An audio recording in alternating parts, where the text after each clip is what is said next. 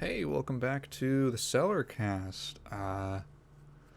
We are hitting episode 20. Wow, it's kind of crazy to think that I've been doing this for 4 months.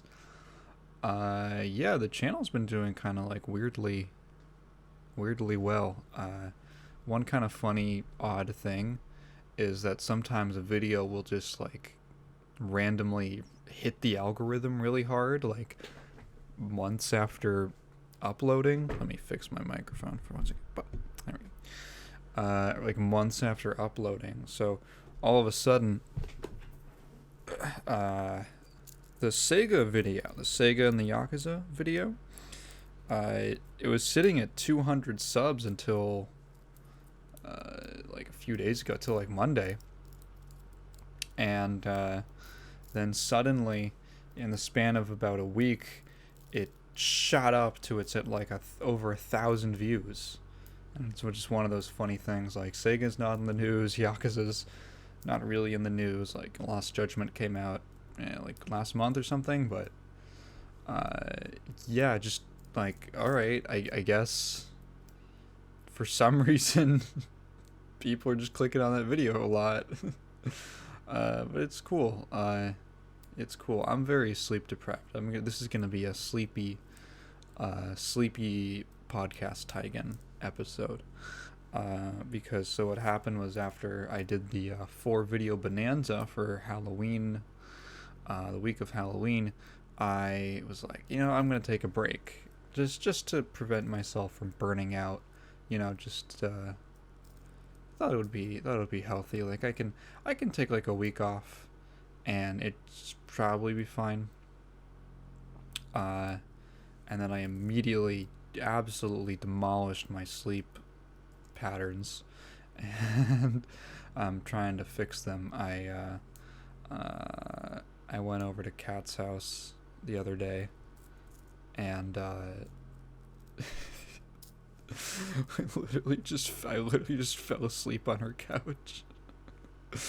I was like, I'm kind of tired. I'm gonna stretch for a second, if you don't mind. She was like, we should watch a movie. So she put on fucking Ice Age 2. Remember how I said she's a little like garbage raccoon? Yeah.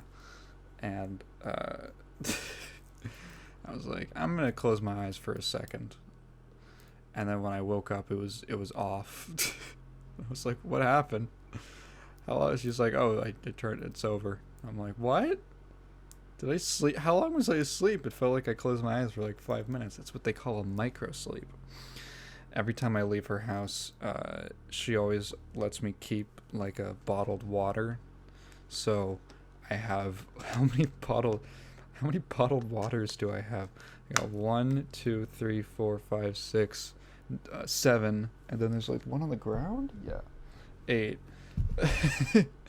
I think I like threw some of them in the recycling, so I got rid of them. So that's gonna be my drinky today. No brain juice. No brain juice. No milk. Just straight up the classic.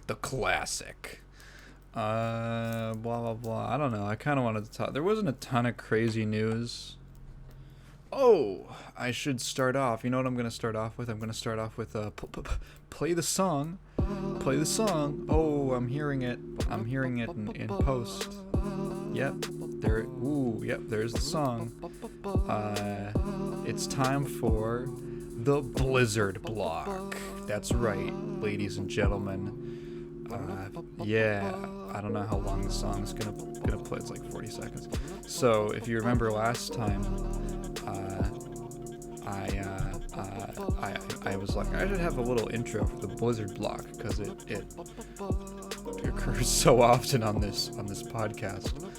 And then I made a little nonsense little song on the spot, and then all of a sudden, on like Tuesday, I get an email from a guy who, off the top of my head, ghostiaczku. It was like ZKU.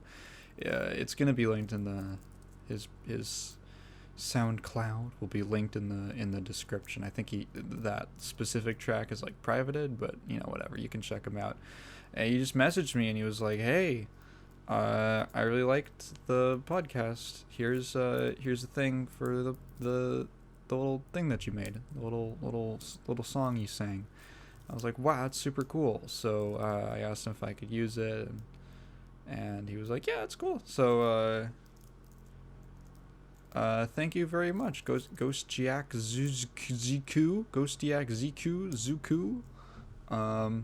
That was super dope, and it's technically the first piece of fan art for this channel. Usually fan art is like drawings, but hey, music is art. Yeah, crazy. I was like, wow, he actually like turned just this nonsensical, like no melody, no real rhythm thing that I made up on the spot into like something I thought was pretty cool. So props to him. Anyway, we got to go to the Blizzard block. So there was two pieces of Blizzard news. Now here's the thing. I was thinking about this, and I try to be very conscious of how much negativity I put out. Let me get into the first one. So the first one was that Overwatch 2 and Diablo 4 have both been delayed. Where's the freaking tweet? I didn't get my tabs in order. Yep. So Stephen Totilo from Axios announced one of these on Twitter, or he relayed the news that so blah blah blah. It's a thing from Blizzard. They say, as we've worked with new leadership in Blizzard and within the franchises themselves particularly, it has become apparent that some of the Blizzard content planned for next year will benefit from more development time to reach its full potential. While we are still planning to deliver a substantial amount of content from Blizzard next year, we are now planning a later launch for Overwatch 2 and Diablo 4 than originally envisaged. Envisaged? You could have just said envisioned. Envisaged? I guess that's technically correct. It's just weird. Why do you gotta say visage? What's the definition of a visage? A visage, isn't it just a... No, don't give me some horror game. Give me the meaning. A person's face with reference to the form or proportions of the features. Person's facial expression. The surface of an object presented to view. From videre to see. That doesn't make any sense. And then we originally envisaged? It doesn't make any sense. What? Visage isn't even a verb. It's a noun. What? You can't say that. Who is writing these? Who is writing these? Can you tell I'm an English guy? Could you tell I was an English guy in school? That really peeves me off, guys. Envisaged. What? That didn't even get caught by your spell check? It's not a huh. Why? Anyway, it should have been envisioned. Oh, I just closed the tab. Yo, I was looking at pictures of dogs wearing glasses. Dude, there's something about dogs wearing glasses that it makes them look like very, very like fatherly for some reason. Like I just look at a little dog wearing glasses, I'm like, that looks like a dad dog. That looks like a dad dogger, you know? They just look very like mature. I think it's because of their big eyes. I don't know what it is. They look great. Yo, there's a little... You ever seen look up dogs with goggles? I like it when they have the little reading glasses, but when they have the goggles, dude, dude, freaking, oh. Dude, there's a little golden retriever wearing swimming goggles. Dude, he looks so ready. Dude, I can't get over this. What the fuck? Oh, right. So Diablo 4, Overwatch 2 have been delayed. And I was thinking about this. I was thinking about like how I was like, ooh, Blizzard block news. And I was thinking about like how much like negativity I put out through what I produce, right? And the thing is that I you see this, and you can, it's really easy to get pulled into like a whirlpool of like, yeah, the game got delayed, haha, like just rubbing your hands in satisfaction that they're going to be worse off because you just personally dislike Blizzard. It's very easy to get caught up in that, and even like the slightest little news, it gets you just foaming at the mouth to be like, look at them. I feel like that's really common on YouTube or just anywhere online, because people are just, I don't know, they hunt for negativity. And I was really thinking about that, and I'm like, does it really make me happy? Because like, I have no attachment to Diablo, I have no attachment really to Overwatch. I never even really looked at Overwatch porn, and that's 90% of its impact on culture. And I think Overwatch porn had more impact on society than Soldier 76 coming out as gay did. Anyway.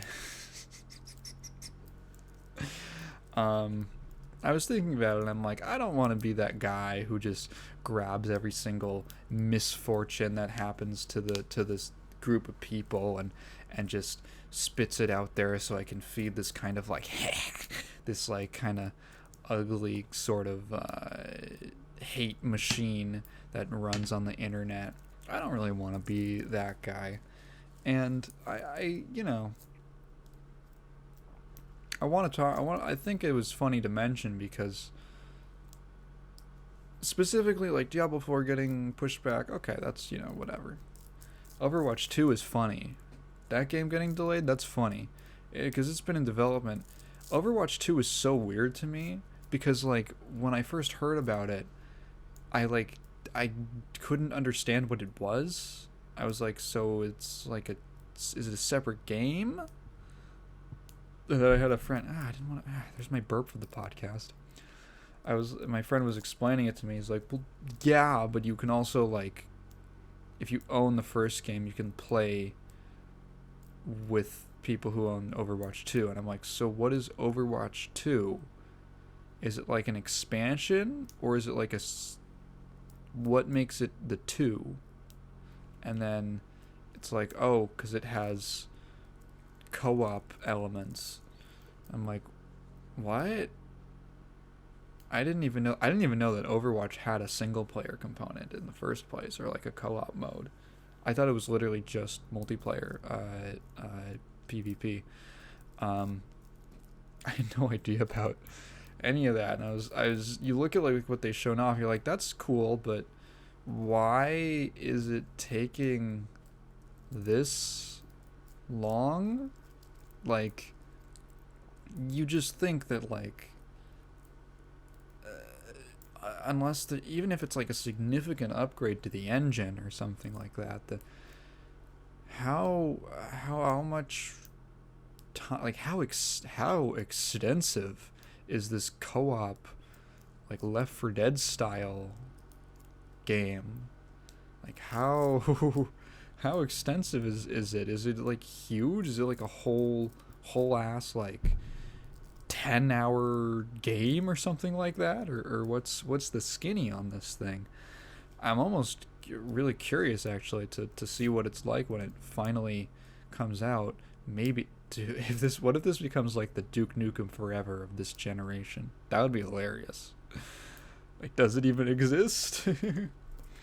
You're just looking over at like the new hires at Blizzard, and you're just scanning down the list, and it's like, George Broussard. What the like after Jeff Kaplan leaves, it's like we got someone else to replace him. What, George Broussard? Oh God! Oh no!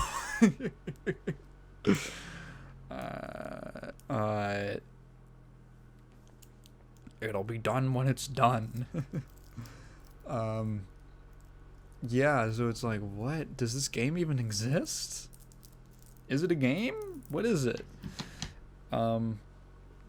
I don't. I feel like after Jeff Kaplan left Blizzard, I feel like the game was probably on track to come out when it was supposed to, and then when he left, it just caused this gigantic. Knowing what we know now about the internal management situation at Blizzard, I can't help but wonder if it just caused this gigantic, like, leadership vacuum whirlpool vortex that like a hurricane was maybe more better to describe it, of just complete disorganization, and there's no one at the helm, no one knows what the hell's going on, and Jeff was just keeping it together because of the way that Blizzard leadership happens to be set up.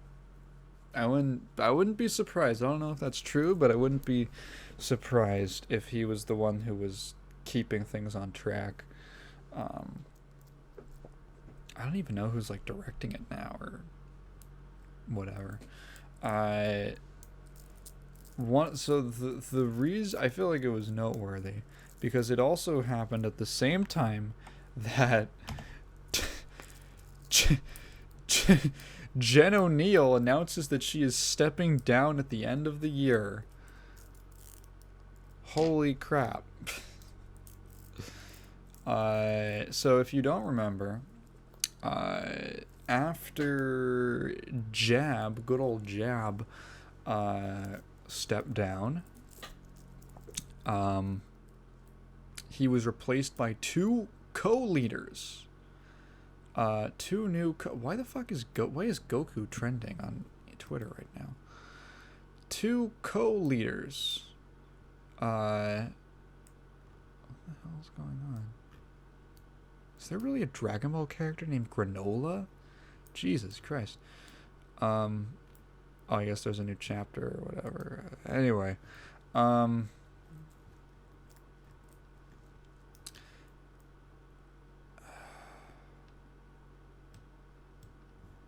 right. There were two co-leaders, which is already kind of weird. One was named a guy named Mike Ibarra or Ibarra. I'm not entirely sure. The other one was a lady by the name of Jen Oneal, and that was like, whoa, we got a woman in power, which, you know, not to discredit her or anything, but, you know, it's not necessarily going to be any better just because I've talked about this before, blah, blah, blah, blah, blah. And,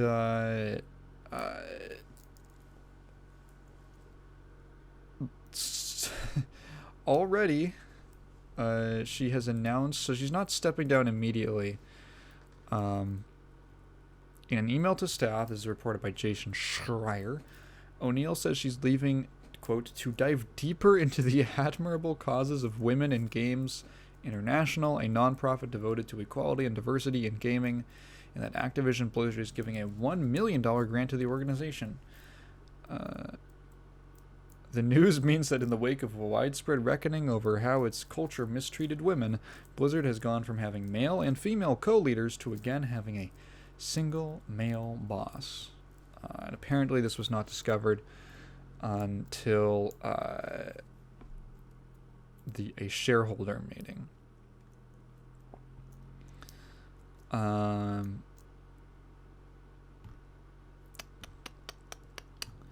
And there was a really interesting... So there was a thread about this on Reddit, naturally.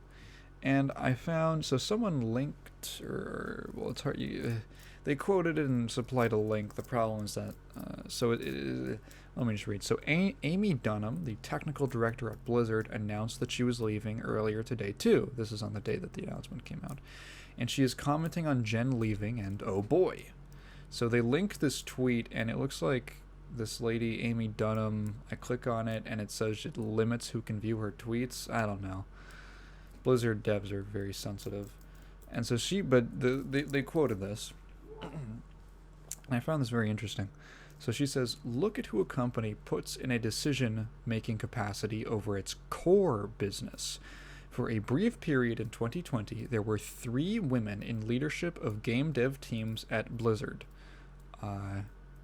Greater than or equal to director roles. Okay. They were Julia, Jen, and me.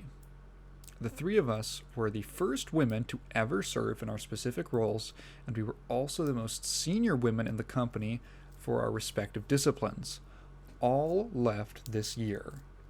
Before you make commitments to recruit more women, usually at entry level where people have less choice to turn down opportunities, figure out and fix why all of your senior women choose to leave.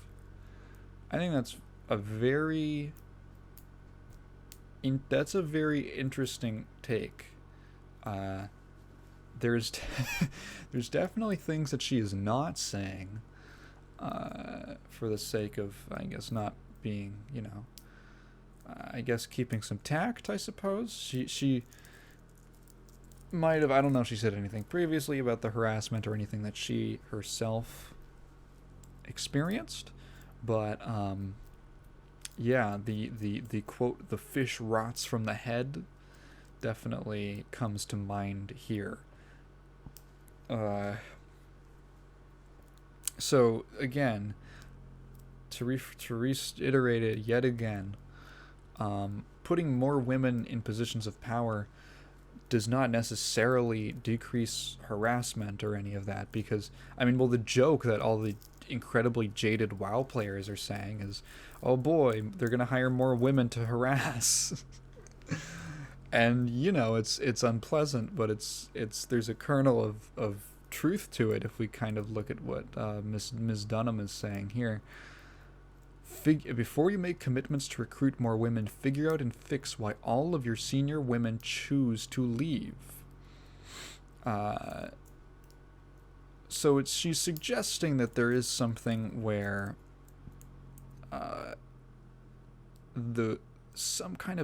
if you were in like a senior position and you have, especially in Blizzard where it was a lot of staff members and former staff were saying seniority was like a big deal, and if you were there for a while, then you had a special status and you were part of the clique, the inner circle, I think one of them described it as.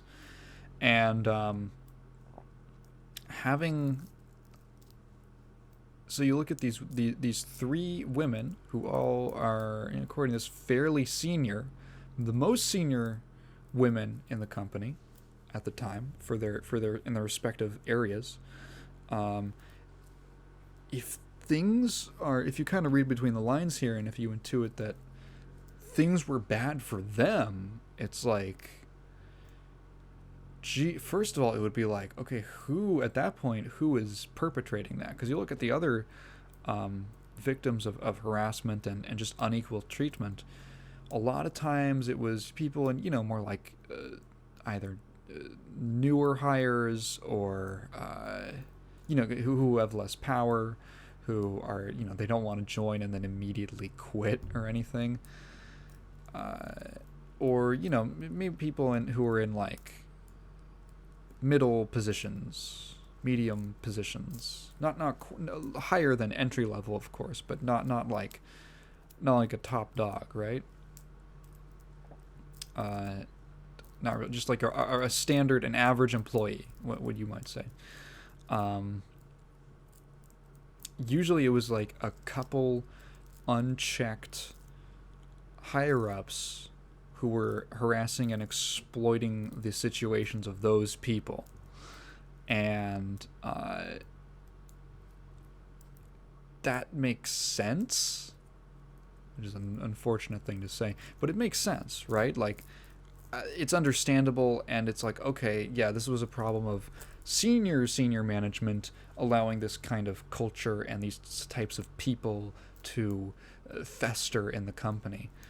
What is like very right is when you see senior positions, women in senior positions who, I don't know if they had harassment, but like if they did, that is very, like, who is that from? Was it from those same men who were doing stuff to other women? Because that's pretty, I don't know, I'm not saying I don't believe it. I'm just saying that it would be like a different kind of scenario, right? As opposed to picking on someone who where you have a higher position in the power dynamic, a much higher position, compared to like someone who is kind of on your level. That's very, I don't know, it's very bold. I'd be very curious as to where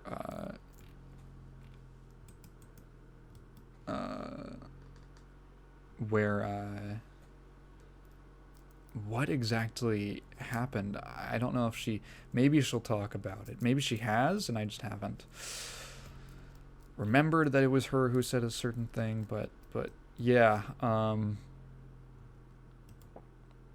things are fucking on fire over there. Jeez, I hope that all the decent people stay. Like, what am I even supposed to say? I hope that the decent people stay, and that people who make good decisions and are good people end up in, you know, positions of authority, and they're able to lead people responsibly and just make good games. And like, God, the thing that I've heard, I heard a pretty interesting comeback, because there were some WoW players who were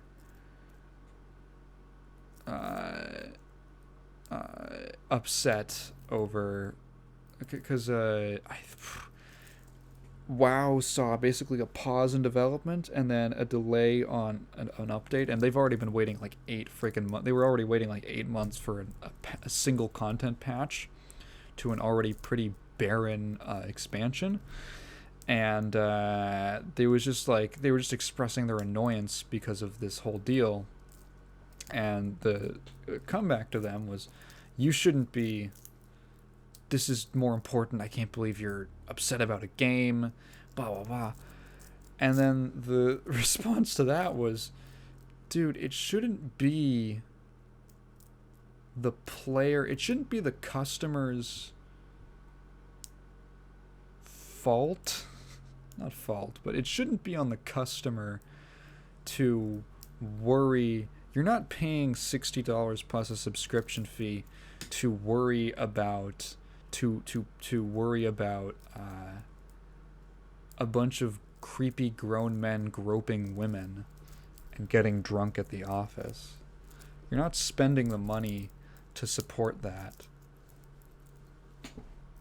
Of course they're disgusted with it, but it's like, now those fuckers over there are not only inconvenienced done horrible things to these people, they have also inconvenienced and just made a shitty experience out of our game. That I shouldn't have to fucking worry about that. I think that's somewhat reasonable. How did I get on this topic? Right. Oh yeah. The consumer should not have to worry about the sexual harassment going on at the company that they're purchasing a product from. And that's not to say that they should turn a blind eye. That's not at all what I'm saying. What I'm saying is that it just shouldn't be happening in the first place. It shouldn't be happening in the first place because, number one, I don't want that to be happening to people. Number two, it's literally bad for everyone. It impacts my experience as well. You're affecting more people, even if it's in a ultimately kind of meaningless way, like, oh, I have to wait longer for my video game to get a patch. You're still like, you know, people work hours to they put in hours to earn cash to pay for your game. And then why am I getting a shitty product? Oh, it's because we just can't stop groping people. What the fuck? What the fuck? What the fuck? That shouldn't be my problem. What the hell? It shouldn't be anyone's problem. Let's see. I wanted to talk a little bit about I just saw this before I started. A trailer for a game called Guns Undarkness, or as the kana reads, Gunzu Undarkness.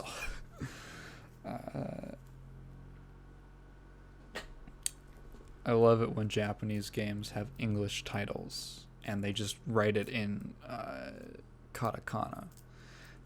I just find it amusing.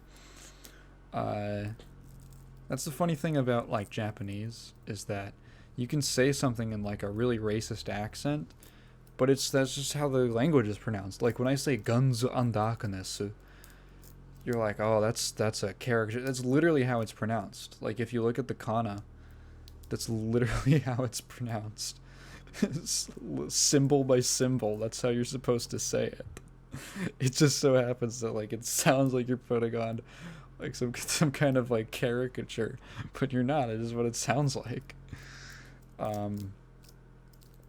Anyway, Guns Undarkness, which is first of all, what the hell is that title? Second of all, the reason this was interesting at all to me is that this is actually like a 1 or 2 man project by Shoji Meguro, who is the composer for the Persona series. What else does he do SMT in general?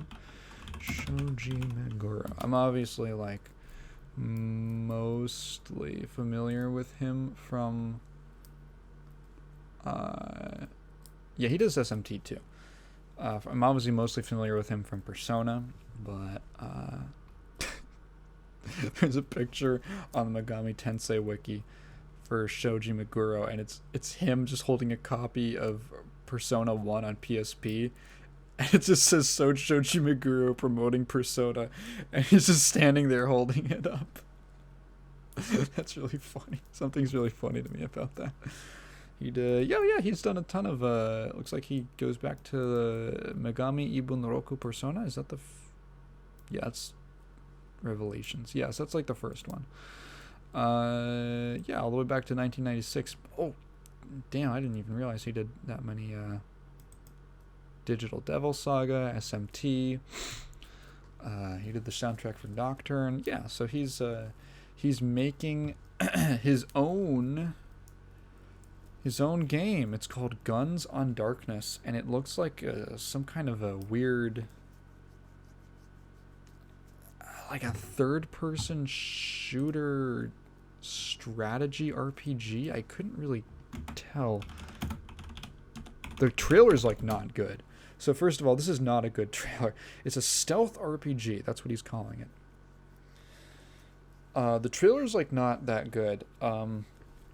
It's cut in a really weird way where there's like silence and then a song starts playing and then the song like cuts off, and the actual shots of gameplay, which first of all, mostly gameplay, pretty much all gameplay, which was cool. I appreciate that.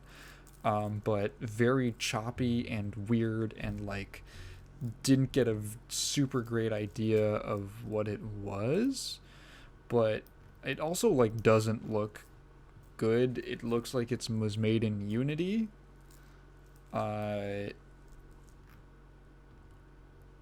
It might be good. Oh, wait, hang on. The lyrics of the song. So, the game was designed, composed, and developed by Shoji Meguro, a legendary game designer who worked as a composer and director for the Persona series. Was he a director? Really? And the Shin Megami Tensei series. The lyrics of the song are written by Lotus Juice, also known from the Persona series, and Ilya Kuvshinov, an up-and-coming Russian illustrator known for his work on Ghost in the Shell SAC 2045, will create characters that give color to the game world. So, yeah, there's a... okay, I don't know. There's a quote or something at the beginning. I can read. Watashi no something. Wa. Yeah, whatever. My Japanese isn't good enough to read quite yet. Be apt at reading. Yeah, it looks like it's got that Unity game look to it. In terms of like the lighting and the textures and stuff. Reminds me of oh geez, what am I thinking of? Maybe more of like a... I'm trying to see, there's like some other shots in this trailer, because it's a lot of like yeah, so I don't know. So there's shots of what looks like a very almost like XCOM, like the new XCOM games, with hiding behind cover and then giving a command to like poke out, do a shot and stuff like that, use different skills, and what looks like a grid-based system, so that kind of like strategy, like a strategy RPG. But there's also shots of, looks like maybe like walking through an overworld. So I'm not entirely sure exactly how the combat works. Some kind of real time? I really can't tell. It's fairly like choppy. I don't know. I'm interested because the song was neat. Shoji Meguro is an amazing composer. So at the very least, we're going to get a pretty sick soundtrack out of this. Is basically guaranteed. But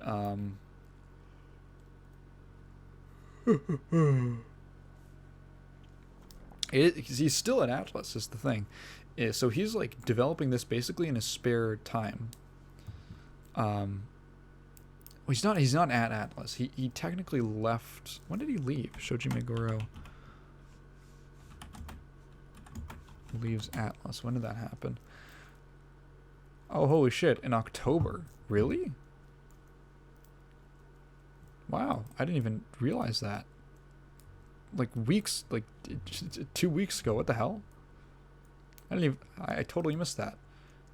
So there's going to be a Persona game without him? Unless they like license him again or work with him. That would be crazy. Wow. Huh. Whoa. I'm just thinking about that. He's such a huge part of that that series identity. That would really be something else.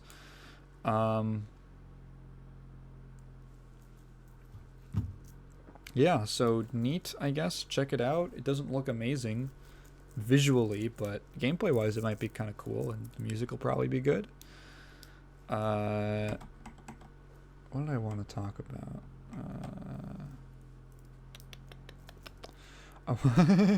I wanted to go over this article. I've mentioned Marvel's Avengers, the Crystal Dynamics Square Enix joint venture a few times, and how thinking about it I think it's a game that I think about it. It's kind of like Anthem, where it's these games that you think about, and like your organs just kind of harden up, just like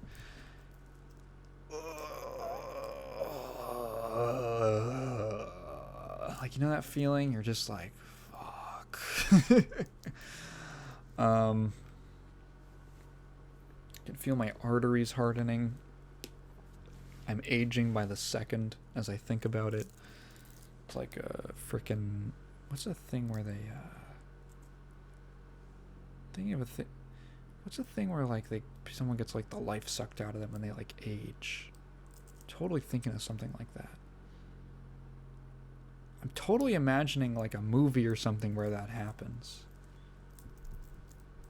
Does Shang Tsung do that in Mortal Kombat? I don't remember. Anyway, so here's a whopper of a title from VGC, courtesy of Tom Ivan.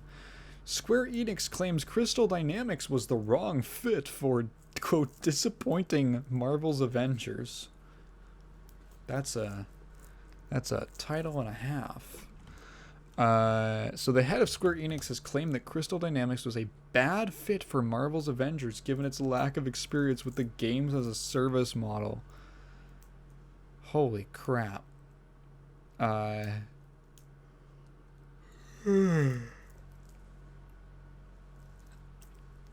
feel like Marvel's Avengers failed not because it was a games as a service title, but a GaaS Guzzler, if you will. But because I think no. I think it failed because it was a GaaS Guzzler, not because of mishandling of that. I think just no one was excited about the idea of a Marvel game. Like, I remember looking at the trailer for that and I was like, oh, this is like a third-person action game. This is like a third-person action game with like a mission structure, and there's it's like level-based, and there's like a bunch of different characters, like Ultimate Alliance, kind of like that, but more of like a third-person action-y thing. Not quite like Ultimate. You know what I'm talking about. That same kind of idea. You got a bunch of Marvel characters to play as, and in this action-packed, level mission-based like adventure game, if you will, adventure action game. And then I find out, no, it's actually like a Destiny. And I was like, what? No, it's not. This is like a third-person thing. No, it's like Destiny. It's like, that doesn't make any... What? Why would you do it like that? And I just feel like people don't... The whole thing with that kind of a game is you want to have... Like, one of the appeals is you being able to, like, create a character. And, like, that's what, you know, Destiny is based... It's like an MMO. It's... What's some other good GaaS games? It's either things that are, like, competitive games... You know, like a Fortnite or a League or a Apex. It's, you know, a competitive game. Or if it's something like Destiny or any other kind of MMO, it's there's a big appeal to creating a character and developing like your own character. An Avengers game kind of hits like the worst of that, the worst outcome of that. What am I trying to say? It's like the least compatible for that, because these are like iconic characters with like kind of set looks and characters, and the idea of I'm going to go online and do a raid as, like, Captain America. I don't know. I feel like it's not as compelling compared to if it was, like, it was just, like, a completely single-player game with, like, co-op elements. And then also, there might be some truth to the fact that Crystal D was, not... Ah, jeez. Add 2 more. There should be a bingo card for this show. One of the spots is going to be... Yeah, we could have a bingo card. We could do, like, the Blizzard block. Tygan burps during it. Tygan forgets what number episode it is at the start. You could do... what? Leave in the comments some other good bingo card spots, and I might actually make one. I have some good ideas. If you guys got some good ideas. Yeah, from what it looked like, it just looked like a very average... From the sounds of it, from watching some reviews and how it was described to me, very painfully average gameplay with some neat... I don't know... some neat characters. I mean, it's like, it's Marvel characters. It's cool. But why did it have to be this kind of a game? I feel like if it was just more focused, it felt like something that was like supposed to be one thing, and then it got derailed at some point to be this GaaS title. So, quote, Marvel's Avengers was an ambitious title for us in that we took on the GaaS model. Matsuda said. Matsuda's Yosuke Matsuda, president of Square Enix. We overcame a variety... I remember his name now. I was like, Matsuda's... I recognize the name, but I can't remember the rest of it. We overcame a variety of unexpected difficulties in the final phase of the game's development, including needing to transition to work from home due to the pandemic. All right. We were able to surmount these challenges and release the game, but it has unfortunately not proven as successful as we would have liked. Yeah, having the whole, like, we've got a 10-year... Did they do the 10-year plan BS at the start? I feel like they did. I might be making that out. If I just look up, like... It's like a Marvel's Avengers game 10-year plan. Oh yeah, here is this. Marvel's Avengers story will roll out over the course of multiple years. What a bunch of bullshit. That's the worst. It's like nobody wants to freaking buy that. No one wants to buy... Like, what is this, an NFT? Oh, it's gonna have more value later on, so I better get in now. No. No one cares. It would be more like, this is gonna have value later on. It's like, this is like a speculator. You're marketing to speculators. This game's gonna have more value later on. You should buy it now. Like this profile picture of a lion. It's smoking weed. Isn't that really cool?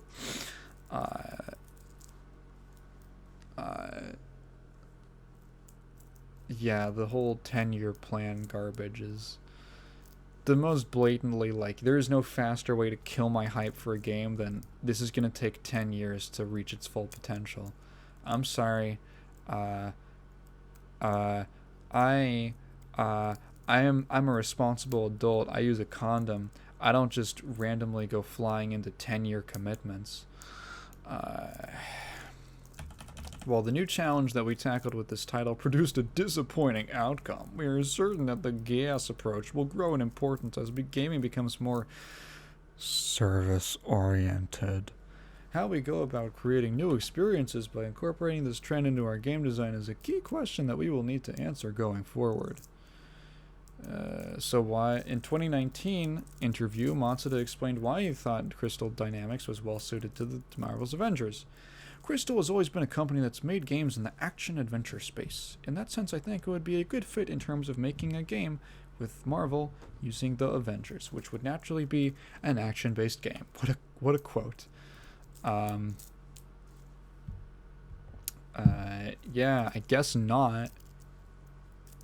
It's one of those cases where it's like, I wonder how much of the blunders of the Marvel's Avengers was Crystal Dynamics and how much of it was Square Enix, because I feel like that game just kind of got screwed over by business model and overall like structure as a game, if that makes sense. I mean, I just went on a whole spiel about it, but it feels like something that would come from Square Enix. Like they were like, it has to be like this. Wait. The head of Xbox Game Studios is named Matt Booty? That means butt.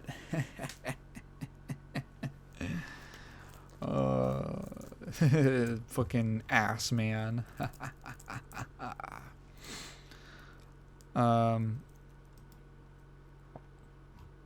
Yeah, the first comment under this article is, "Hey, Crystal Dynamics, how's the underside of that bus you were just thrown under?"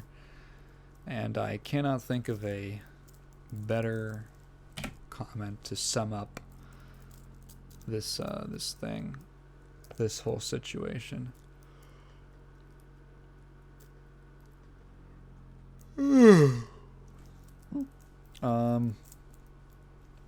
Yeah.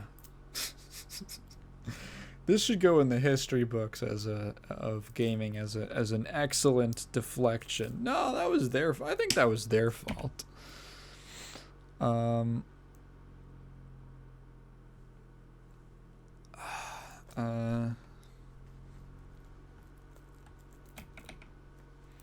Yeah, so it's Crystal Dynamics' fault that you insisted on putting thousands of dollars in paid DLC costumes in a game? Oh, was it?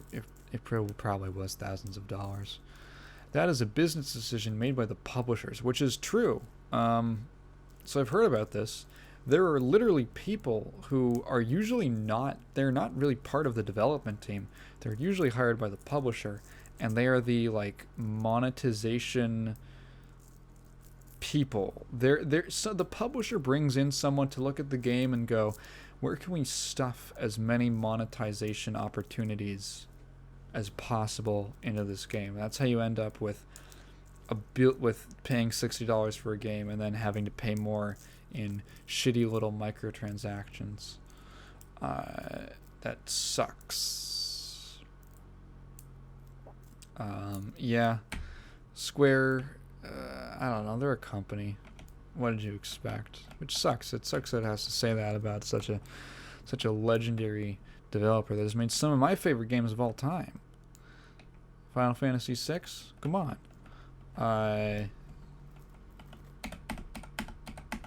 It's really the individuals who are able to break through the mold at Square, like Yoko Taro, like Yoshida, you know, these guys who are really pulling the weight for them.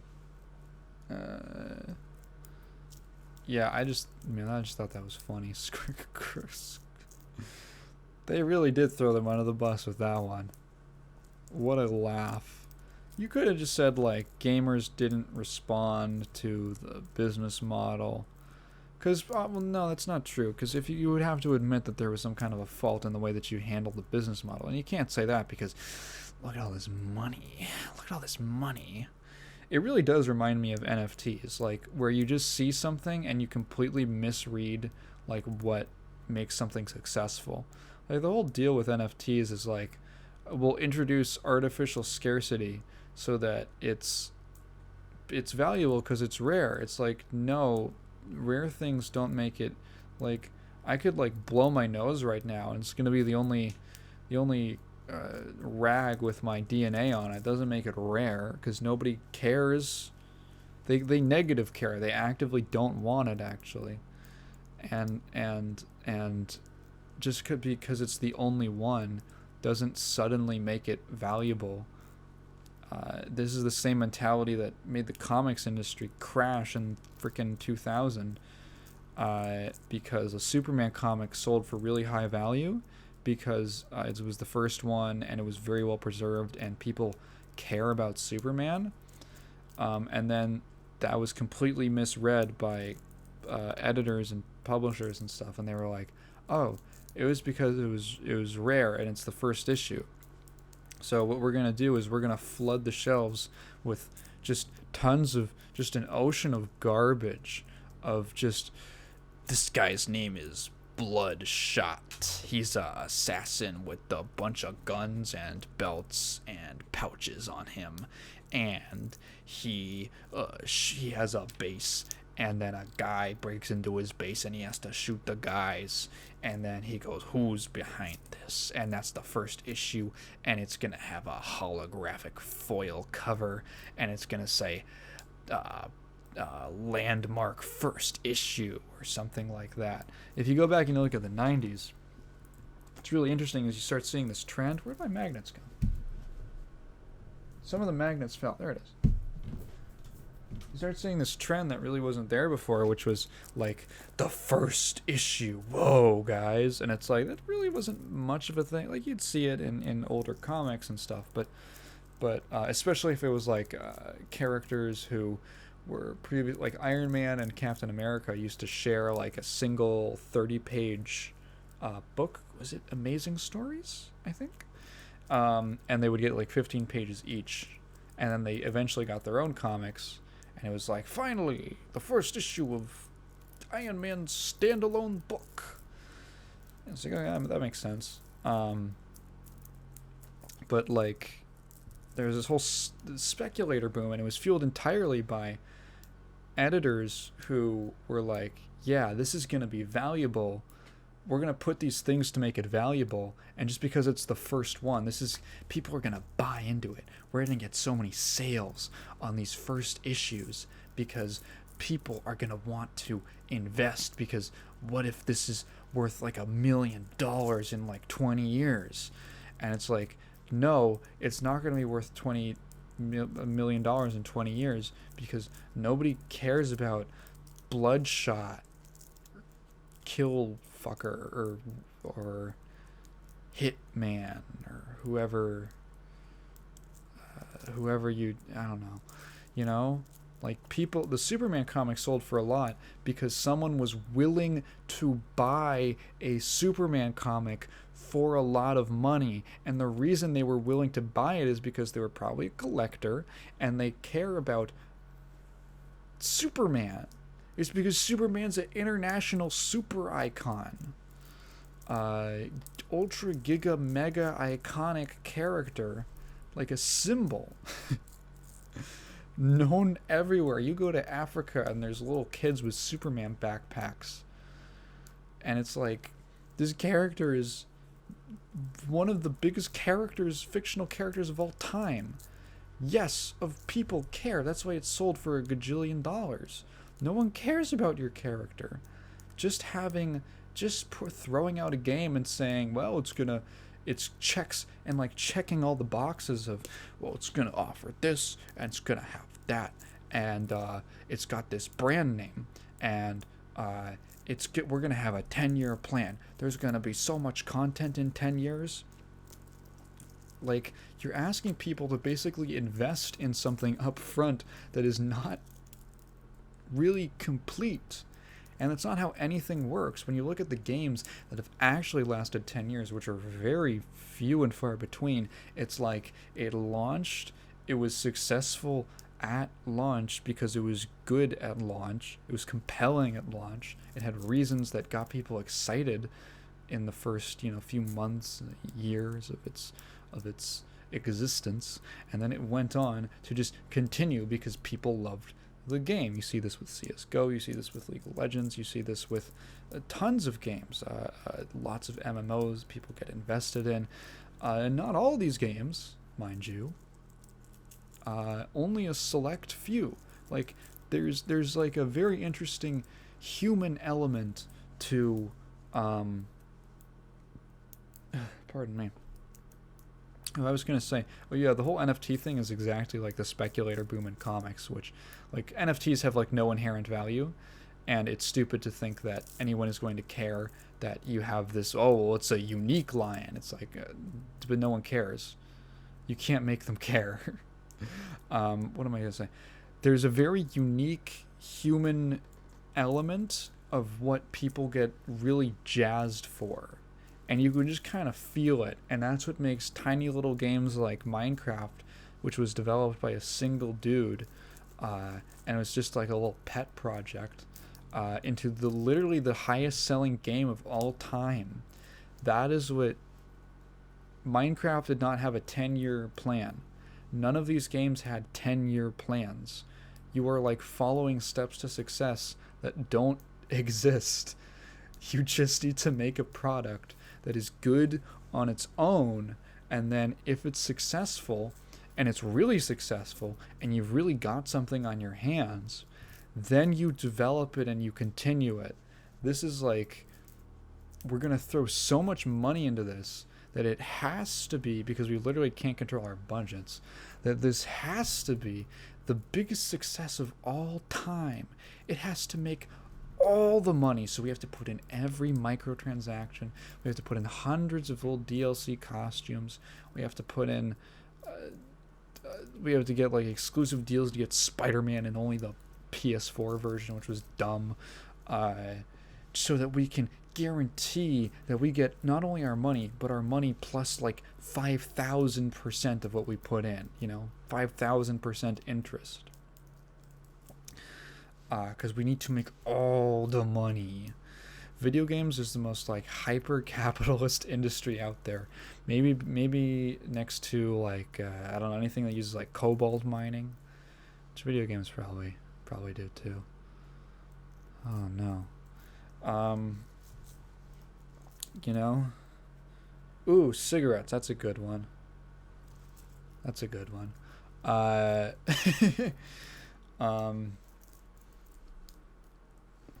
Whatever. Yeah. Square Enix, Crystal Dynamics, they got fucked over. But they're doing better things now. They had that Outriders. I don't know. I didn't check it out. I don't know what it is. I just know people liked it. This is why I don't play like AAA games and stuff. But, yeah. Is there anything else? Oh, yeah. Sort of speaking of. Riot has announced an official partnership with Epic Games They're bringing all their games to the Epic Games Store. Oh boy, I can't wait. This is just kind of a short one. So yeah, they're bringing up like the Riot launcher, which the new Riot client. Oh boy, another one. If you weren't aware, or if you didn't play League for any substantial amount of time, the League of Legends client is infamously fucky, and it was always bad. Both versions have been bad. The original was just it served its purpose, but it was just horribly outdated. It ran on Adobe Air well into like 2017, 2016, whatever. I don't remember exactly when they changed it. The new client was just stuffed with so poorly optimized. It was just stuffed with a bunch of pointless animations and weird layout, and just God, the way they fucked with champion. Just searching for champions was so hard in the client. God, I hated that. Back when I was still playing, but yeah, I guess they're rolling out yet another new client. Jeez, can you guys please get it right? So they're doing that, and they're also bringing all of their games to Epic, so you no longer have to, which is kind of weird that they're having both, because the Epic Games Store is also like a launcher too, from what I understand. So they've got both that and their own thing, but they're different. They're separate launchers, separate clients. I really hope. See, the only thing I'm really interested in playing that Riot's gonna release, like I'm not going back to League. I'm not going back to League. Teamfight Tactics I don't care about. Legends of Runeterra, I actually tried it out for a bit. It was fun. Just kind of lost interest. Valorant, I think I'm going to play Valorant. I don't even like CSGO. I think that game's boring. I'm not going to play Valorant. The only thing that I'm not really that interested in any of the other spin-off games that they have coming out. The only thing that I'm interested in is, well, maybe the MMO and the fighting game. And I really hope that those are not exclusive. I hope that it's not like, oh, and this one's going to be exclusive to Epic Games, because I don't want to install. I don't like clutter in my life, which doesn't make a lot of sense. It's pretty ironic if you look at my room, but I don't like clutter in like my computer, for instance. I like just having Steam, and I just open Steam, and all my games are in a list. And then I've got a couple games that I run from just like their EXEs on my computer. But generally that's it. I like having my stuff centralized to a very small number of platforms and, sources. And every single, it kind of reminds me of streaming. It's like every single company's getting a launcher. Does EA have a launcher? I feel like they do. Didn't someone make a launcher for all the different launchers? Jesus Christ. Like one that just it lets you access any of them at one time. That's pretty funny. I can't even remember if that was like a parody article or a real thing. Game launcher.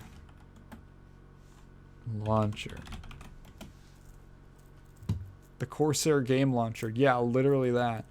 Oh wait, that was on March 31st. Was that an April Fool's thing? There's GOG, I'm just looking at a picture. Steam, GOG, Battle.net, Uplay, Origin, Epic Games, just too many, man. Too many. An all-in-one launcher, because there are too many launchers. Oh yeah, there's Play Night. Okay, it's called Play Night. That's what it was.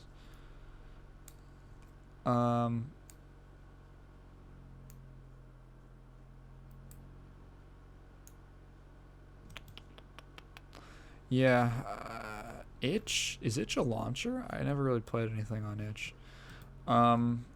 Yeah, I just don't want to freaking install another gosh darn launcher. When's that fighting game coming out? Give me the details on the fighting game. Please tell me, please. Please, Tony Cannon. Wait, which Cannon brother was it? Tony Cannon. Fuck. Where's the thunder? Radiant Entertainment.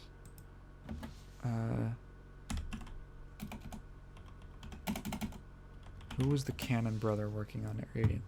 Tom and Tony Cannon. I think it was Tom Cannon. Is the yeah, that's because they both have T-O. Tom and Tony. Those names are too similar.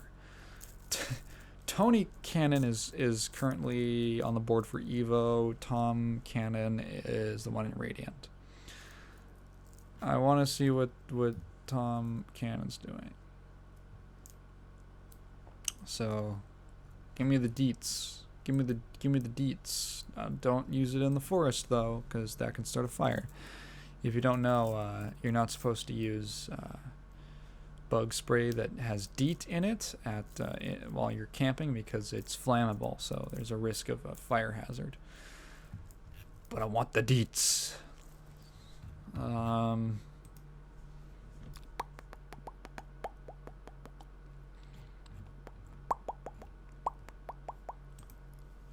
want to see it.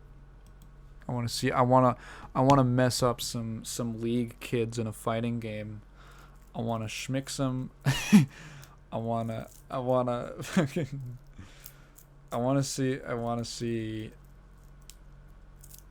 see the crossover of like super esports Riot players, Riot Games fans, and the FGC. I want to see it.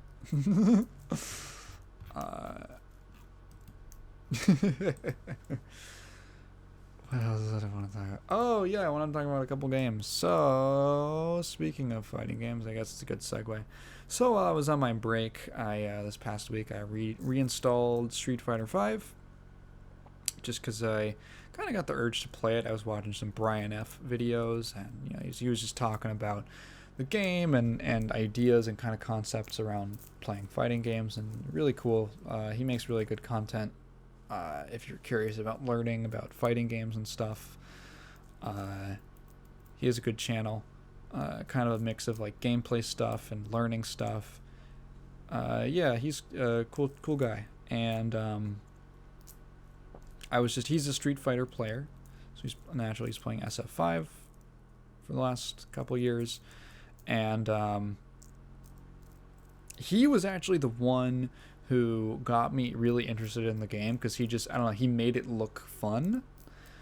He made the game look fun, whereas before, previous Street Fighters I'd tried, I really didn't jive with it. Didn't really like the combo system. Didn't really click with any characters. But I saw his gameplay. I thought it actually looked fun. So I got it and went through the whole process of finding a character. I ended up settling on Nash, of all characters, which back in season 4 of the game was maybe not the greatest idea, because Nash was so apparently, from what I understand, when the game came out, Nash was stupidly overpowered, and then they kind of over-nerfed him, and he was bad for a while, and then recently they buffed him again for Season 5, and from what I understand, is there SF5 Season 5 tier list? From what I understand, he's better now? He's generally considered better now? Oh, hey, the first one is Brian's tier list. Oh, he's still in C-, which is the lowest tier. Damn, he's down there with Alex. Yikesers. Well, hang on. This is Ryu is still in C tier in this tier list. So that was before Ryu got his buffs.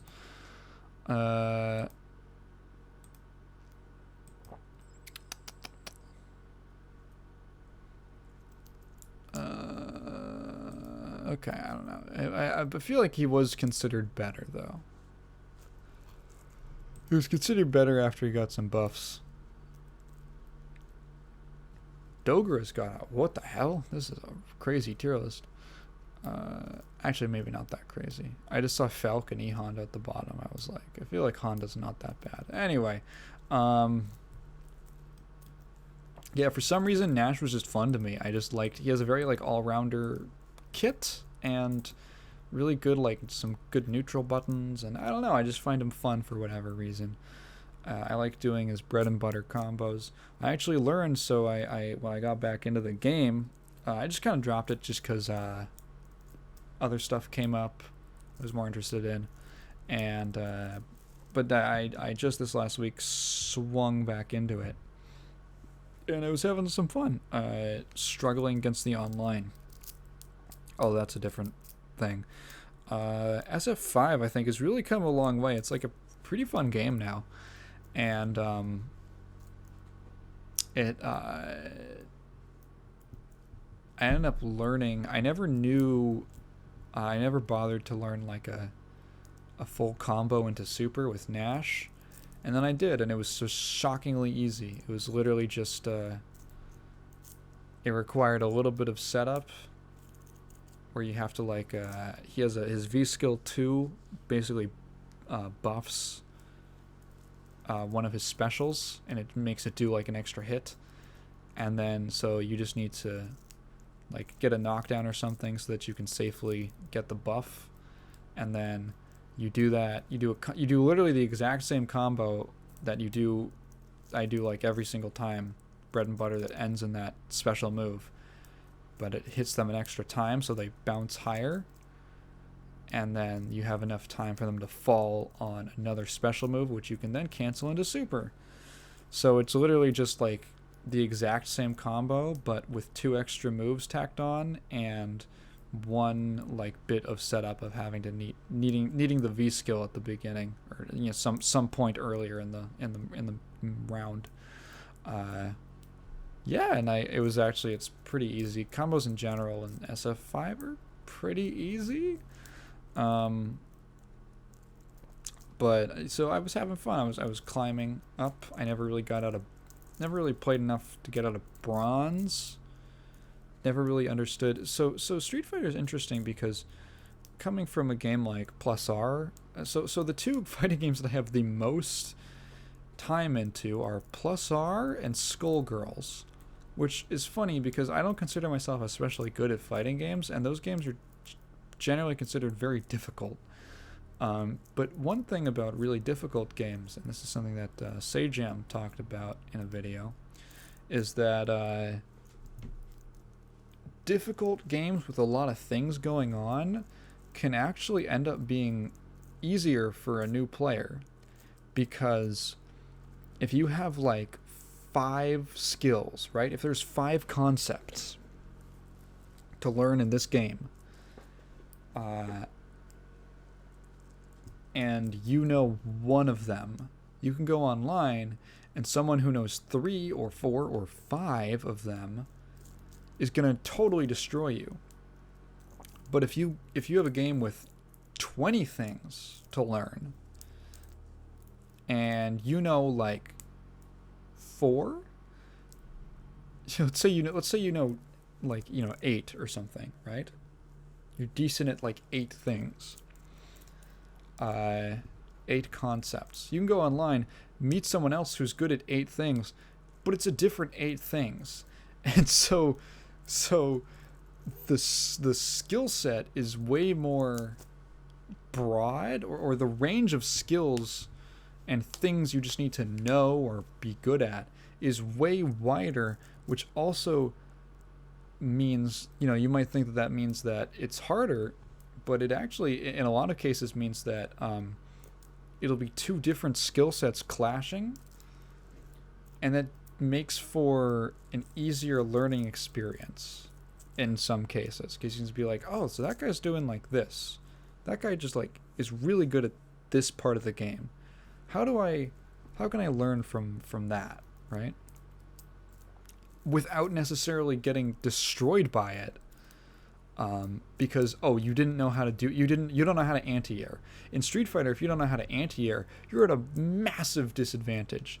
In Guilty Gear and Plus R, it's definitely a disadvantage, but it's not as massive because there's things like movement. There's the movement, there's evasion, there's all these things that can kind of offset a lack of anti-airing proficiency.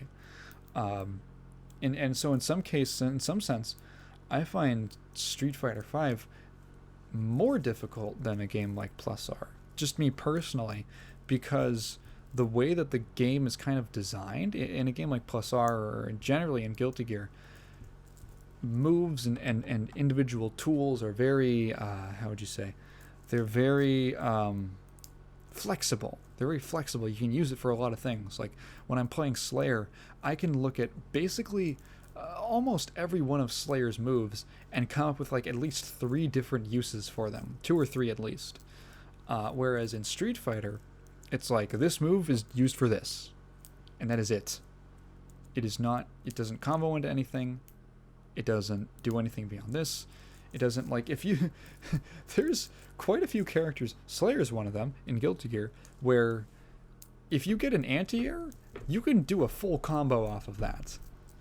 You can just straight up, like, if Slayer, you hit like a 5p and just anti-air them, you can just jump after them and do a full air combo and do a knockdown, and then knockdown is going to give you Oki, and then you're going to get all this offense started from a single anti-air. In Street Fighter, it's like you anti-air them, and then they hit the ground, they're invulnerable after they get hit, and then they hit the ground. And then you can do, you know, your Oki, whatever. And the Oki in Street Fighter is a lot more, I would say, streamlined. It's a lot more limited, where it's like, okay, basic like strike throw, some character, you can do like safe jumps. You know, it's a lot more basic, and characters aren't really designed with it in mind, because it's more of a neutral focused game where more of the damage comes from exchanges in the neutral game rather than knocking someone down and just making their life hell and resetting them, like in Gear or something like Skullgirls. Skullgirls isn't super Oki based, it's more like reset based. I'm getting caught in the weeds right now. All I'm trying to say is I find things somewhat more difficult in Street Fighter, because I can look at like a move, and I'm so used to being like, okay, in Guilty Gear you have all these routes that you can go to once you hit a single attack. You literally, like, they're called Gatling routes. And even Slayer, who doesn't use traditional Gatlings, he uses like weird late Gatlings. They're more like links. Even he, you know, has like, okay, well, if I land like a 5k, I could route into like 5k, 2k, 2d, get a knockdown. I can go like, you know, there's all these like paths that you can go to from any given move. And then when I'm playing Nash in SF5, it's like, okay, hit low forward. That is it. There's no combo. I got a poke. That is it. That is the damage for that interaction. I hit one move. Oh, I hit, you know, crouching fierce. That's it. That is I can't combo off of that unless it's like a crush counter. Okay. And that's fine. It's just something I have to get used to, is like, I feel like I should be able to combo off of that, but I can't. Like, I would hit low forward and I would land it, and then I would try to do a sweep, and it's like, nope, you can't do that. You actually get punished for that. They recover. It doesn't combo. There's a very limited number of things that actually combo compared to something like Gear. And that is, again, it's more difficult in certain ways, because you have a much more strict set of options that you can use, that every tool has, right?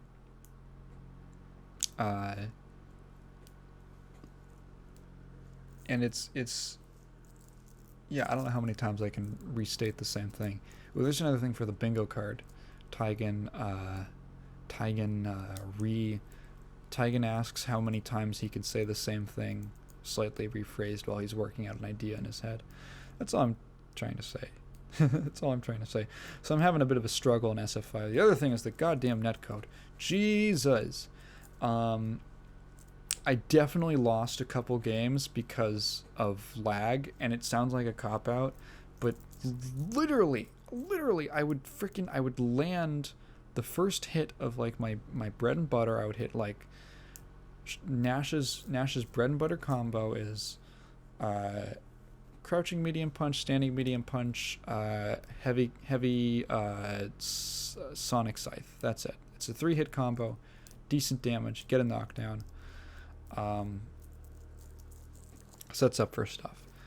That's what I'm doing all the time. And I would hit the first hit. It's a very easy link from crouching medium punch into standing medium punch. Very easy link. I don't know exactly how tight it is. Maybe like 4 or 5 frames. Pretty easy. And that's what it feels like, at least. And I would get that first hit, and then the game would like stutter, and I'm like, ugh! And then I would miss the next hit, and I'm like, what? I absolutely dropped a couple. Like some of them, so here's the frustrating thing for me as a player is I don't know, and I'm not someone who generally like makes a lot of excuses for when I screw up or for why I lose or anything. My frustration is because you've introduced this element, this like external element to the situation of there could just be stuttering during the game because of one-sided rollbacks and all that. Now it's like you're introducing this thing that is not based on me that can still affect me. So like that stuff actually gets me mad. Like if I lose in a game, I generally don't get upset because it's like, okay, I just gotta improve. I gotta watch a replay. I gotta practice more. I gotta work on my game. Gotta work on my execution. Like I can take self-criticism and see where I need to improve in games, and I don't like get big baby rage mad over it. However, if you introduce an element, how many times am I gonna say introduce an element?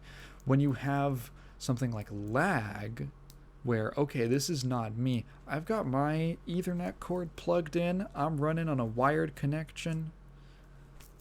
My computer can more than handle this game graphically. I've got it covered on my end. I don't know about you. But now I have to worry about this thing that I can't control because just randomly we're stuttering and lag spiking all over the place. And I'm gonna keep myself from saying that. You have this new worry of, did I drop that combo because I messed up the timing, or because the game stuttered and lagged out for a second, and it just kind of, my input just got fucked up in translation, in communication to the other player. Was there like a rollback? Did he actually block that? And it didn't when I just thought, and it rolled back too late for me to realize, and I'd already committed to getting the hit confirm. I'm having all these other thoughts that are distracting me from areas that I might have to actually improve in because I just don't know. And there were definitely places and areas where like, okay, I should have been able to win that. Like you run into some guys in the low ranks of SF5, and these are flowchart players. I can literally see the flowchart.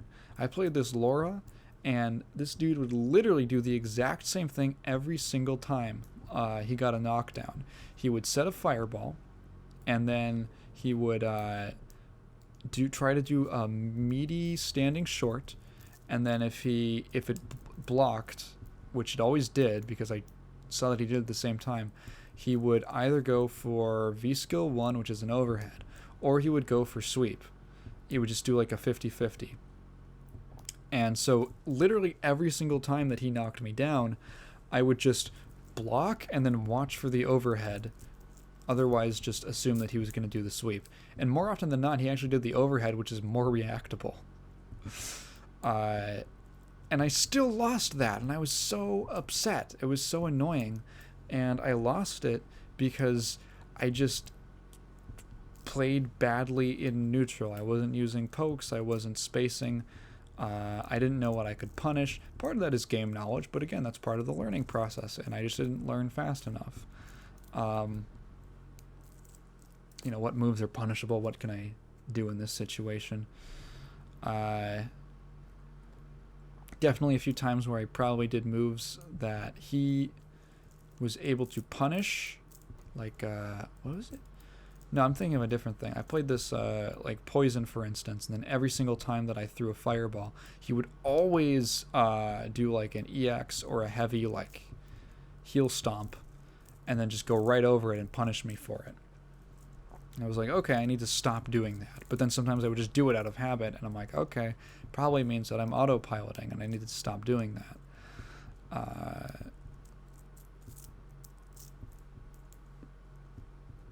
And those are all, that's all good stuff, and I think overall been making progress in my rank, but still bronze, but climbing slowly and steadily.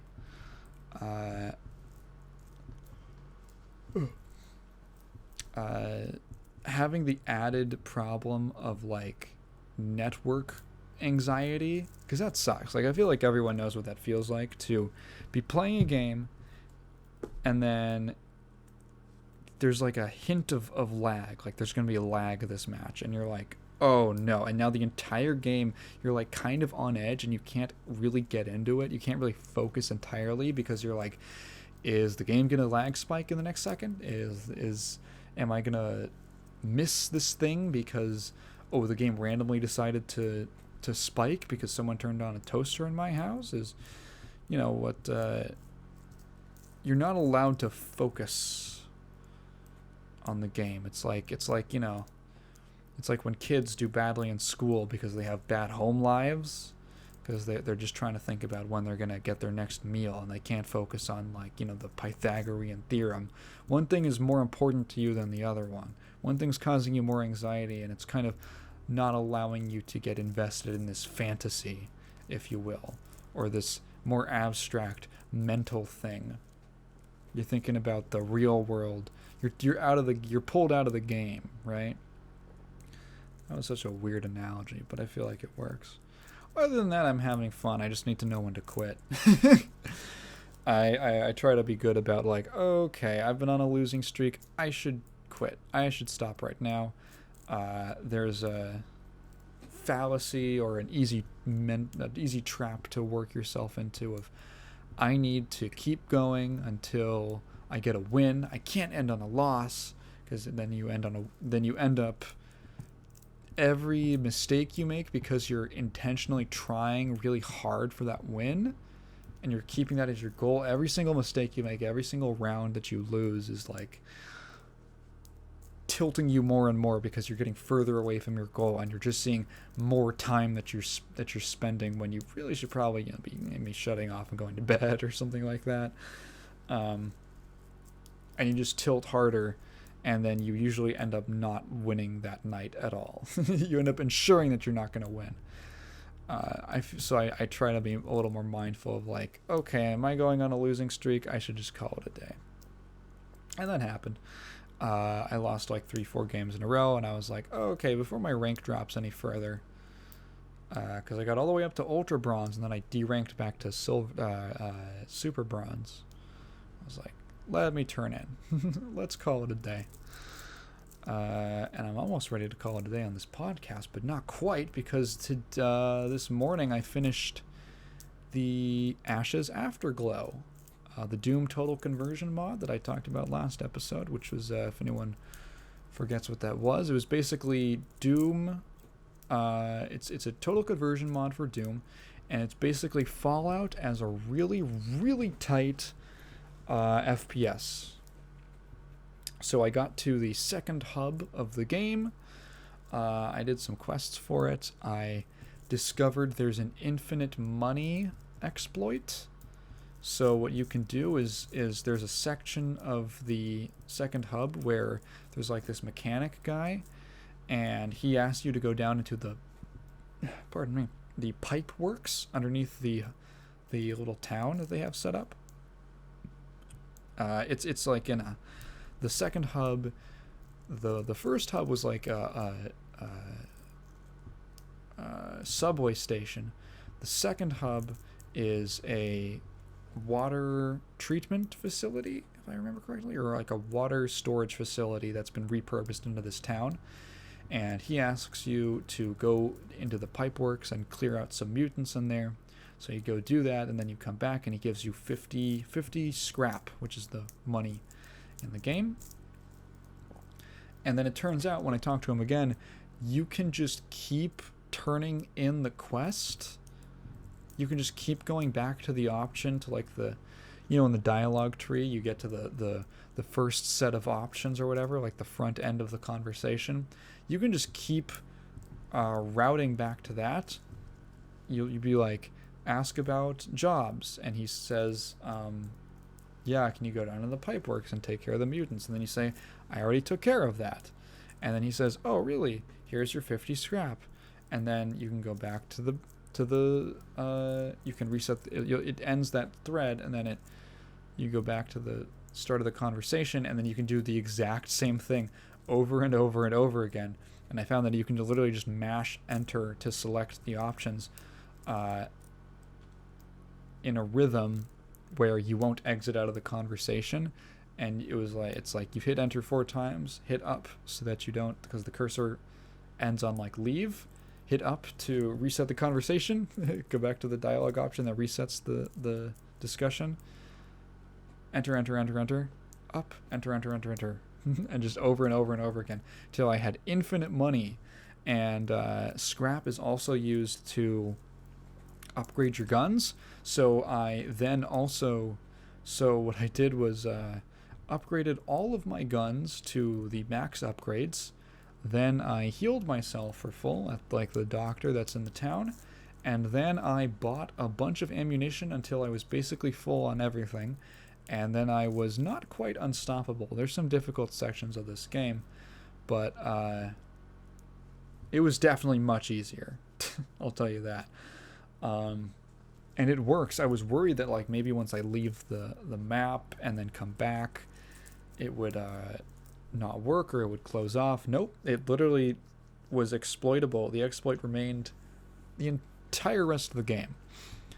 So I never ran out of money for stuff, and I was always fully stocked on ammo and all that. So that was kind of silly. Game was still fairly difficult, I have to say, even having access to all that stuff. And I think it achieved that through some really clever enemy design that I also made me want to tear my hair out. I hate those freaking shotgun guys with the shields. They're basically invulnerable until they ready their shotguns, and then there's like a very brief window before they fire where you can hit them. You can hit them with like a point-blank shotgun of your own, and it will kill them in one hit. But they do a crazy amount of damage because they're shotgunners, and they lock on really hard. So you basically need to take cover, or they will destroy you. There's some super cool maps in this game. This is just gonna be a bunch of random thoughts. Now that I've finished it, there's some rad maps in this game, and it really is a game. It's like a full 10-hour or so game, maybe more, honestly, with how much content there is. And again, it's free. It's free if you have Doom. It's just a mod for Doom.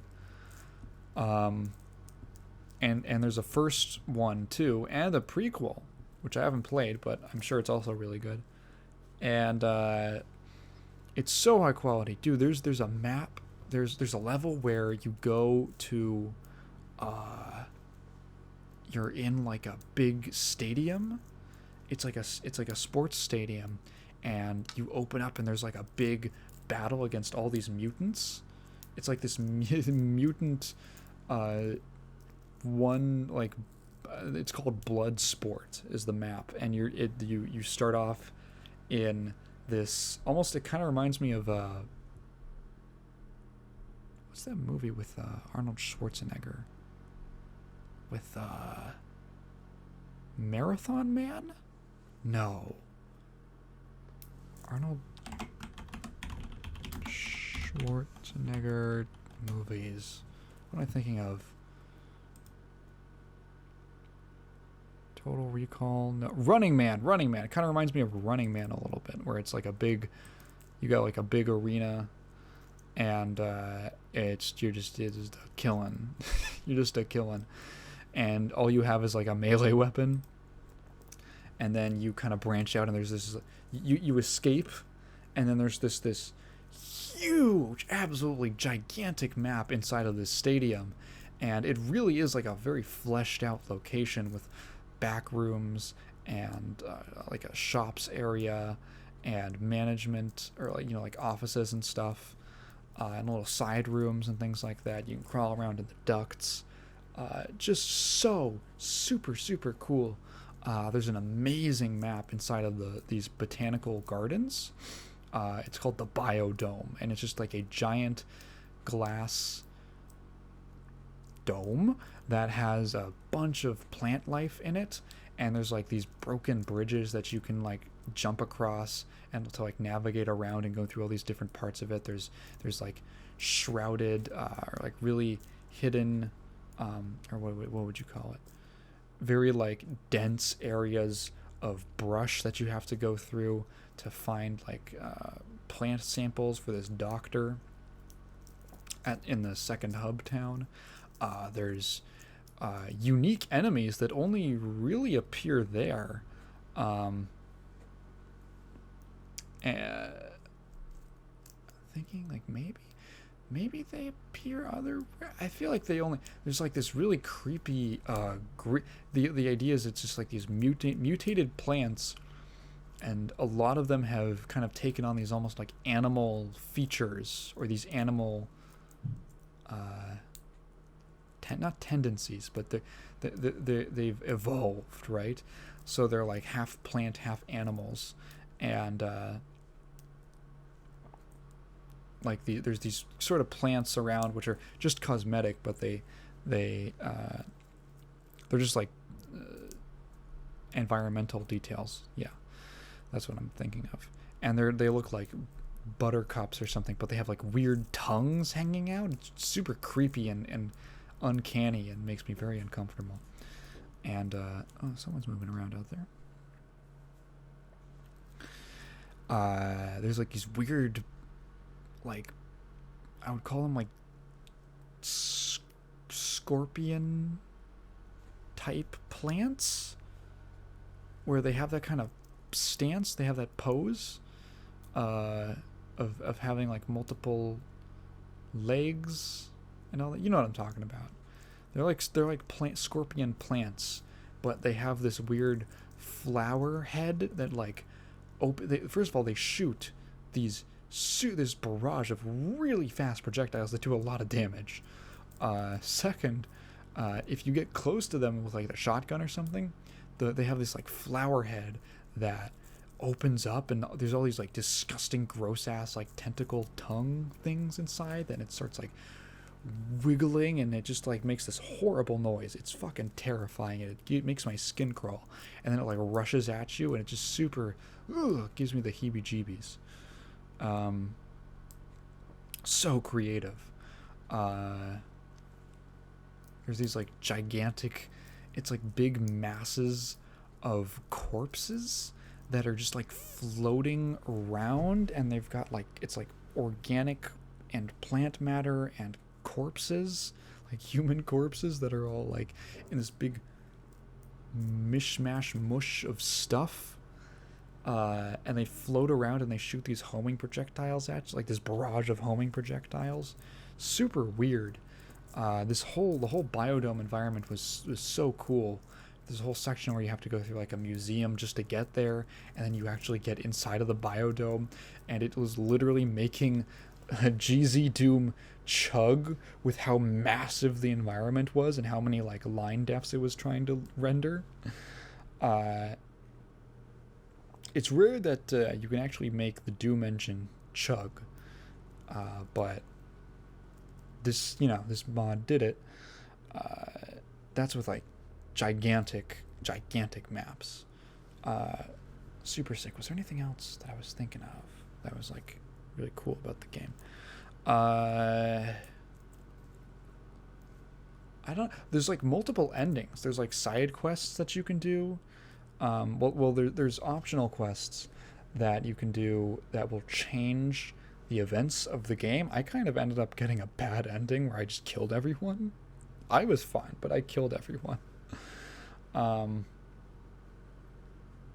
It's definitely a game where you want to do a lot of the content because the side content is legitimately fun and interesting and enjoyable just because the gameplay is enjoyable and the level design really brings out the best of the combat. The enemy design is very good, like classic Doom. I'm going to pull out a big dictionary word. Orthogonal. I feel like it employs the Doom like orthogonal unit differentiation. If you say orthogonal unit differentiation 3 times in your mirror, a bully will appear. A high school bully will appear and give you a swirly. That's a little known fact. It's a bit of an urban legend. But basically just what that means is that enemies or units serve different functions within the game. It's a very common thing. It just has a super nerdy title, super nerdy name. You see it all the time. I usually refer to it as chess piece enemy design, where enemies serve different purposes rather than just being like the same thing but with more health or more damage, for instance.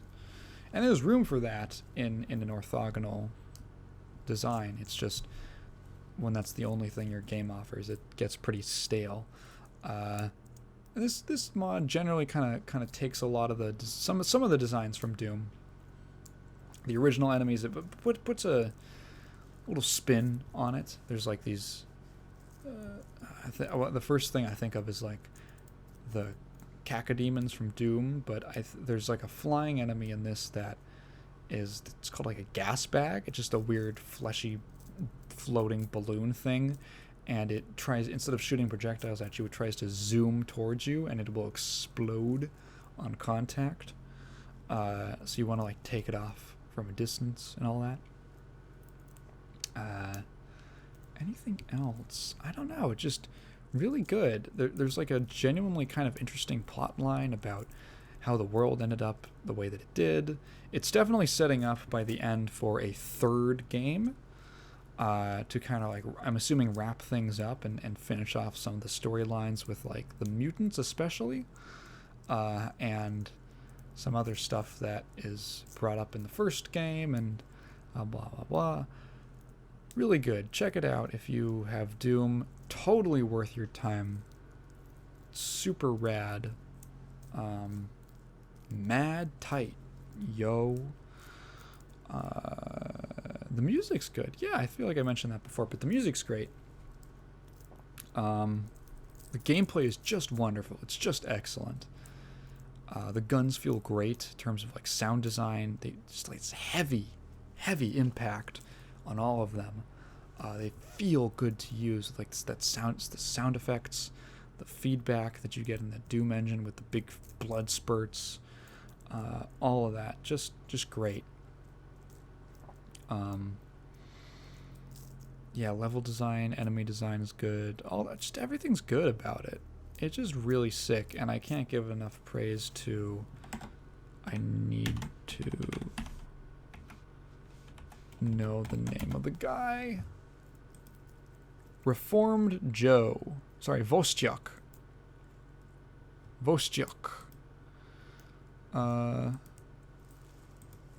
Yeah, all the love to Vostyuk and all these mod. No, not Vostok. Vostyuk. So all these mod creators who are making mods for these classic games, total conversions, whatever, what have you. You know, guys like Blowtoid as well, who did Death Wish, that are like, so much work is put into them, so much effort, such a masterful craft of level design. For free with like no, like I guess you could donate to them, maybe, I'm actually not even sure. but really just doing it because they love it.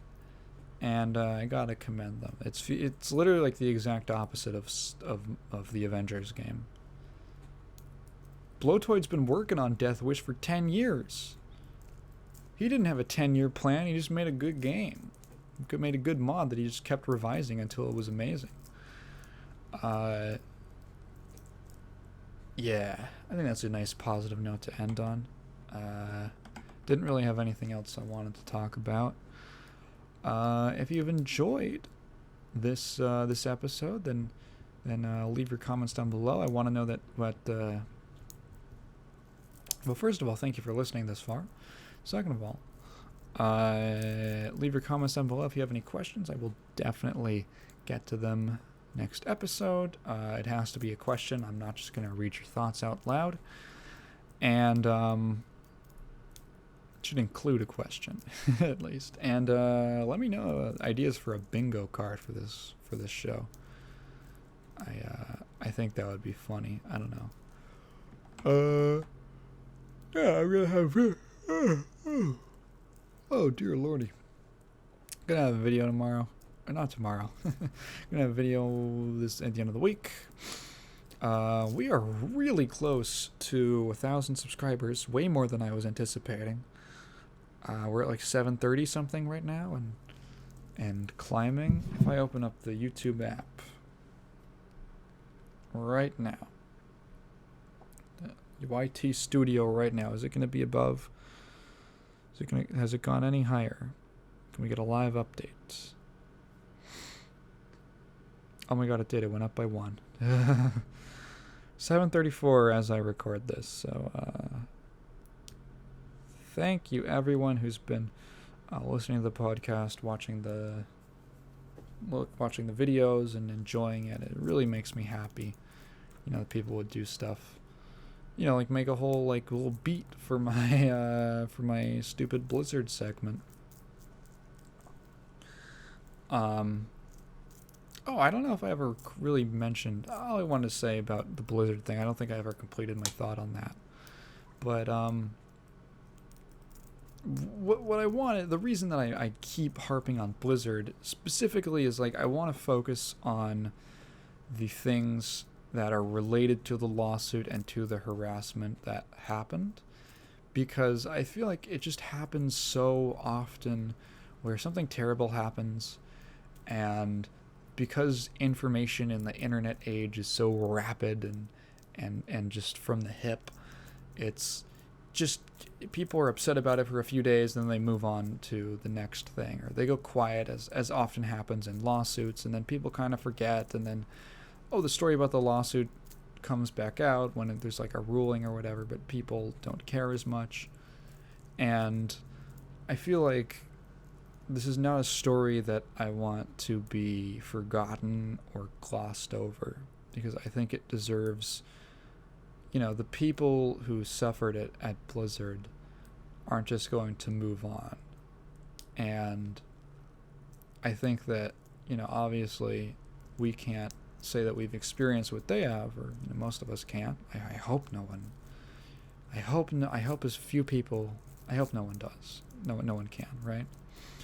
But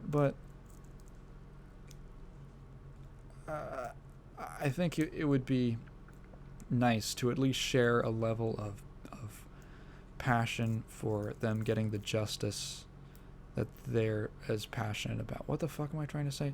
Share their level of passion for getting justice for them, for everyone who was affected by it. And the way that I can do it in my tiny little, you know, under 1,000 subscriber, 50 something views maybe on a podcast way, is just by bringing it up and reminding people of what happened and not letting it go. And I don't want this to be something that gets let go and kind of falls to the wayside. That's it. That's why I do the Blizzard block.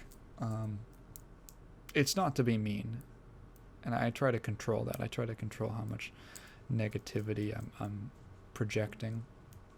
But anyway, I already did my whole spiel about everything you could do with the and the comments or the likes and the subscribers and this and the hit the noties on.